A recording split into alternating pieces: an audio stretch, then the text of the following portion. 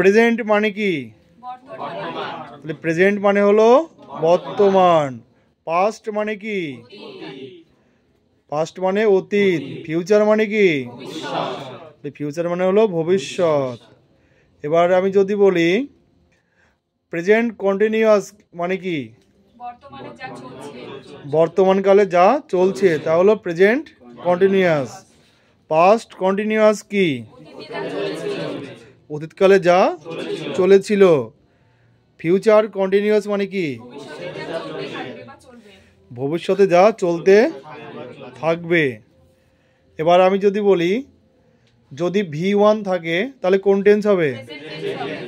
V2 থাকলে? আর shall will plus V1 থাকলে future tense. এবার যদি বলি অ্যামিজার মানে কি? বা হই। আর অ্যাম ইজার থাকলে কোন টেন্স হবে? ওয়াজ ওয়ার মানে কি? ওয়াজ ওয়ার থাকলে কোন টেন্স হবে? শ্যাল উইল মানে কি? শ্যাল উইল থাকলে কোন টেন্স? আর হ্যাভ মানে কি? হ্যাভ থাকলে প্রেজেন্ট পারফেক্ট। যেহেতু হ্যাভ মানে আছে তাই হ্যাভ থাকলে প্রেজেন্ট পারফেক্ট। হ্যাড মানে কি?